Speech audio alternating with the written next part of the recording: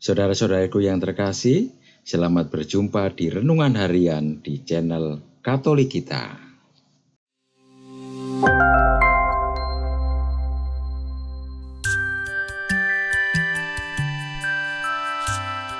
Hari ini, Senin, 21 Juli 2025, Pekan Biasa ke-16. Bacaan pertama. Bacaan diambil dari Kitab Keluaran, bab 14, ayat 5 sampai dengan 18. Ketika diberitahukan kepada Raja Mesir bahwa bangsa itu telah lari, maka berubahlah hati Firaun dan pegawai-pegawainya terhadap bangsa itu. Dan berkatalah mereka, "Apakah yang telah kita perbuat ini, bahwa kita membiarkan orang Israel pergi dari perbudakan kita?" Kemudian ia memasang keretanya dan membawa rakyatnya serta. Ia membawa 600 kereta yang terpilih. Ya, segala kereta Mesir, masing-masing lengkap dengan perwiranya. Demikianlah Tuhan mengeraskan hati Firaun, Raja Mesir itu, sehingga ia mengejar orang Israel. Tetapi orang Israel berjalan terus dipimpin oleh tangan yang dinaikkan. Adapun orang Mesir, segala kuda dan kereta Firaun, orang-orang berkuda dan pasukannya, mengejar mereka dan mencapai mereka pada waktu mereka berkemah di tepi laut, dekat Pi Hahirot di depan Baal Zefon. Ketika Firaun telah dekat, orang Israel menoleh, maka tampaklah orang Mesir bergerak menyusul mereka. Lalu sangat ketakutanlah orang Israel, dan mereka berseru-seru kepada Tuhan. Dan mereka berkata kepada Musa, "Apakah karena tidak ada kuburan di Mesir, maka engkau membawa kami untuk mati di padang gurun ini?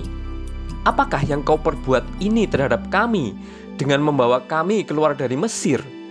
Bukankah ini telah kami katakan kepadamu di Mesir, janganlah mengganggu kami, dan biarlah kami bekerja pada orang Mesir, sebab lebih baik bagi kami untuk bekerja pada orang Mesir daripada mati di padang gurun ini." Tetapi berkatalah Musa kepada bangsa itu, "Janganlah takut, berdirilah tetap dan lihatlah keselamatan dari Tuhan yang akan diberikannya hari ini kepadamu. Sebab orang Mesir yang kamu lihat hari ini tidak akan kamu lihat lagi untuk selama-lamanya. Tuhan akan berperang untuk kamu, dan kamu akan diam saja." Berfirmanlah Tuhan kepada Musa, "Mengapakah engkau berseru-seru demikian kepadaku? Katakanlah kepada orang Israel, supaya mereka berangkat. Dan engkau, angkatlah tongkatmu, dan ulurkanlah tanganmu ke atas laut, dan belahlah airnya, sehingga orang Israel akan berjalan dari tengah-tengah laut di tempat kering. Tetapi sungguh aku akan mengeraskan hati orang Mesir, sehingga mereka menyusul orang Israel, dan terhadap Firaun dan seluruh pasukannya, keretanya dan orangnya yang berkuda, aku akan menyatakan kemuliaanku. Maka orang Mesir akan mengetahui bahwa akulah Tuhan apabila aku memperlihatkan kemuliaanku terhadap Firaun, keretanya, dan orangnya yang berkuda." Demikianlah sabda Tuhan. Syukur kepada Allah. Bacaan Injil. Bacaan diambil dari Injil Matius bab 12 ayat 38 sampai dengan ayat 42. Sekali peristiwa, beberapa ahli Taurat dan seorang Farisi berkata kepada Yesus, "Guru, kami ingin melihat suatu tanda dari Engkau."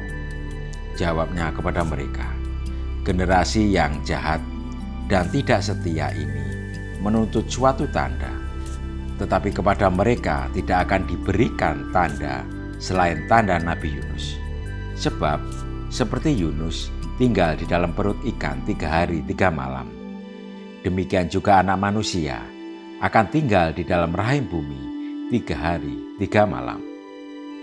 Pada waktu penghakiman, orang-orang Niniwe akan bangkit bersama generasi ini dan menghakimi mereka. Sebab orang-orang Niniwe itu bertobat ketika mendengar pemberitaan Yunus, dan sesungguhnya yang ada di sini lebih daripada Yunus. Pada waktu penghakiman, ratu dari selatan itu akan bangkit bersama generasi ini dan menghakimi mereka juga. Sebab ratu ini datang dari ujung bumi untuk mendengar hikmah Salomo. Dan sesungguhnya yang ada di sini lebih daripada Salomo. Demikianlah sabda Tuhan. Terpujilah Kristus. Saudara-saudaraku yang terkasih, karena takut dikejar oleh tentara Mesir, bangsa Israel mempertanyakan keputusan Musa membawa mereka keluar dari Mesir.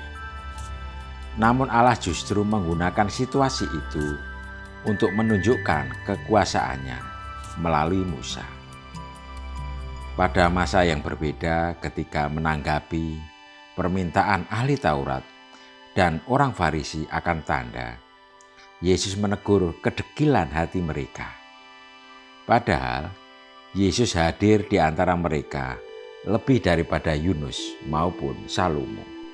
Berapa tanda lagi yang masih kita perlukan supaya kita sungguh-sungguh percaya pada Yesus?